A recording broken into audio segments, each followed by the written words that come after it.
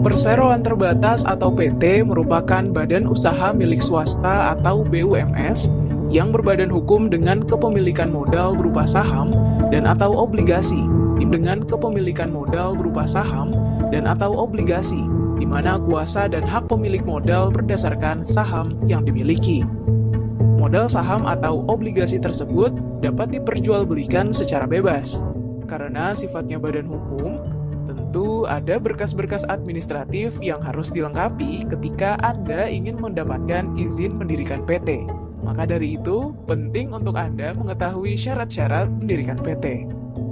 Apa saja syaratnya? Berikut kami uraikan untuk Anda. Nomor 1. Tentukan pendiri PT. Pendiri PT minimal terdiri dari 2 orang. 2 orang ini akan menempati posisi sebagai komisaris dan direktur. Apabila Anda menghendaki struktur PT yang di dalamnya terdapat lebih dari 1 orang direktur, maka salah satunya akan diangkat sebagai direktur utama.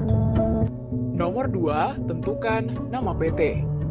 Pada tahap ini, Anda harus menyediakan opsi nama untuk dicek oleh notaris.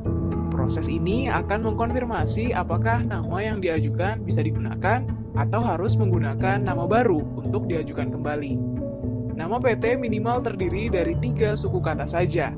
Tapi, jika nama yang Anda usulkan sangat unik, boleh menggunakan 2 kata. Nomor 3, struktur permodalan PT. Ada 2 jenis modal yang harus Anda ketahui ketika ingin mendirikan sebuah PT, yakni modal dasar dan modal disetor. Modal dasar adalah modal yang jumlahnya dicantumkan dalam akta pendirian perusahaan. Sedangkan modal disetor adalah modal berwujud aset non-kas yang akan digunakan untuk operasional perusahaan. Nomor 4, pembuatan surat keterangan domisili perusahaan. Surat keterangan domisili perusahaan atau SKDP adalah surat yang menerangkan di mana PT beralamat dan berkedudukan. Biasa.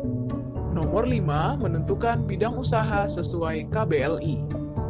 KBLI atau Klasifikasi Baku Lapangan Usaha Indonesia merupakan klasifikasi aktivitas atau kegiatan ekonomi yang menjadi rujukan bagi instansi terkait untuk melihat kode bidang usaha yang akan menentukan jenis izin usaha yang sesuai.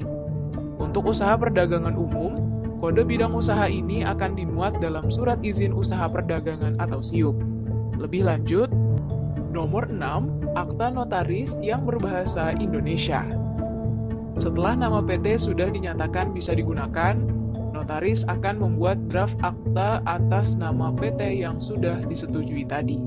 Biasanya Anda akan mendapatkan draft awal untuk direvisi sebelum proses tanda tangan akta di hadapan notaris.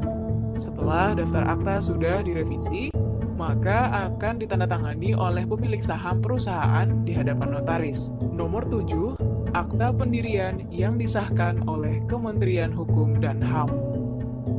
Notaris kemudian akan mengurus pengesahan atas akta yang baru ditandatangani untuk disahkan di Kementerian Hukum dan Hak Asasi Manusia. Pengesahan akan menghasilkan dokumen yang selanjutnya disebut SK Kemenkumham. Kemenkumham memiliki kewajiban untuk mengumumkan perihal pendirian perseroan terbatas tersebut dalam Berita Acara Negara Republik Indonesia atau BNRI.